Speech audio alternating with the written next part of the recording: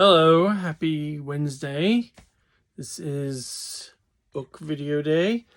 And if memory serves, today is part 4, the final part of Demon Hunters. And I did forget something from the last one, so if you missed the last one, go back and watch it. If I think there was an angel in the fight at the end, and that's when Jake got on the back of the angel and ripped its wing out, which was stopped it. And that was the end of the battle. That led to the end. That's what tore out the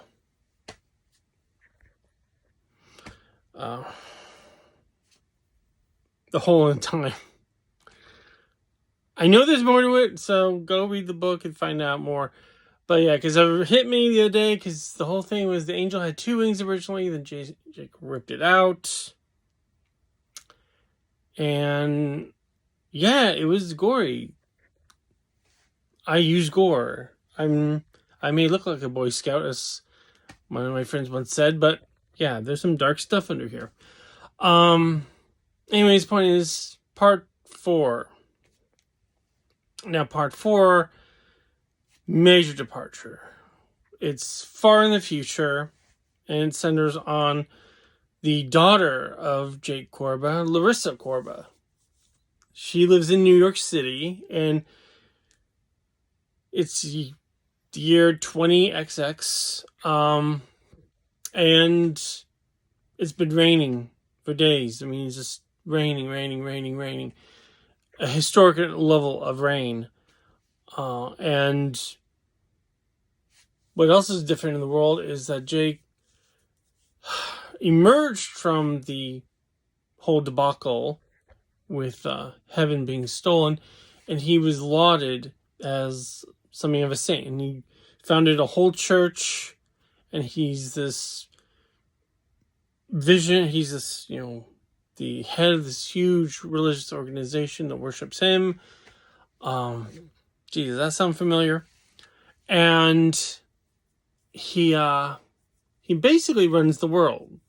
His church runs the world. It's just something everyone's flocked to. Everyone's just under the spell of it, but not Larissa. She's trying to get away from her father.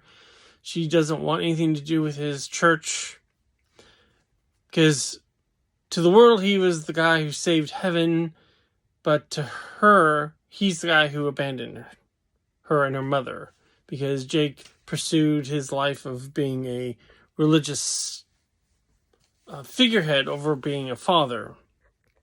So she wants nothing to do with it, and she's having a rough time in life, but she meets a guy, and it goes really good. And then Jake finally reaches out to her because he wants to see her, and she, against her better judgment, after taking counsel with a much older Ivar and her mother, she goes. She hears him out. And now Jake lives in this penthouse in the middle of Manhattan. He is assistant Damon, and there's another one, I forget her name. I'll call her Lydia. Anyway, so they are kind of like, they manage him. And he is trying to convince Larissa to come into the fold because he needs her for something that's coming up. Because he pretends that the rain is a sign of something about to happen, and only he can stop it from destroying the world. And he needs her to help him do this. And she resists. But when she says no, it becomes a matter of public record, and the world turns on her. People attack her on the streets, and she's getting pressure from all sides, and she's like, she can't live like this. So she reluctantly agrees. See it through, find out what happens. So what happens is this. Jake has built this offshore platform for this ritual, which he says is going to stave off the end of the world. This is the beginning of the end.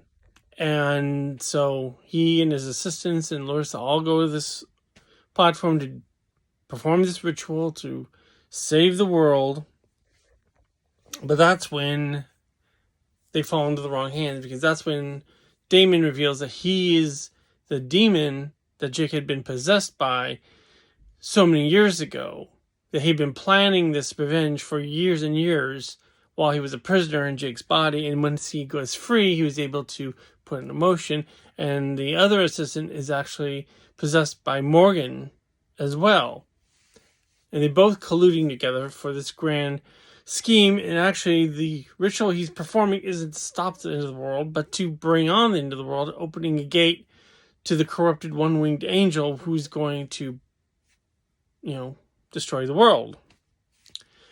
And as everything goes absolute sideways, there's more. They fight.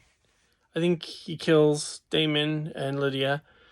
But Jake decides the one thing he can do to save the world in the one great sacrifice is to fall back through the portal. It looks like the same portal that he fell in all those years ago, and to make things right. He's not sure if it's going to work. Larissa doesn't know if it's going to work. No one knows what's going to happen, but he just figures it's their best shot. And he sacrifices himself once again into the void. And then the storm passes. The rain stops. The sky opens up. Larissa takes the boat back to New York shore. And she feels like whatever he's doing, he's done it. He's made it better. And that's where that ends. The epilogue. We go back to where that housing development was. And Jake reemerges from the rip in the universe. He's regained his years, so he's back to his normal age. And everything looks normal. And he goes back home, has a shower, thinks nothing's wrong, thinks everything's fine. And then he gets out of the shower, gets dressed, he's out there, comes out, he hears Gwen, and then she comes to him, and he hug, and everything seems great, it's a happy ending. And then you hear the door open one more time, and who does he see standing before him? No. I know this was my spoilful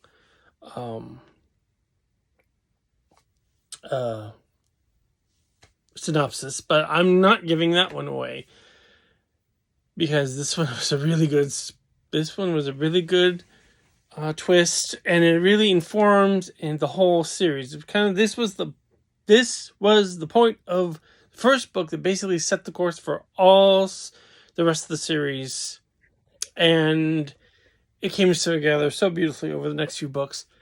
I don't want to ruin it, and plus it's the big twist that kind of kicks off the second book, and I don't want to ruin that either. So you're just going to have to read the whole book. And if you do, you'll be in good company, because there have been more pages read according to my Amazon page. So there's some lucky soul out there who's taking in my words. Join them. Get on Amazon, buy the book. So that's the conclusion of book 1, part 4 of book 1. And if you have any questions, read the book, because all the answers are in there. And if you DM me, maybe I can get you a deal. I can get them a cost. So let me know. I can get you a special copy. So just let me know if that's something you'd like to do. Other than that, that's the end of it. I'll think of something to do next week. Until then, have a good one. Bye.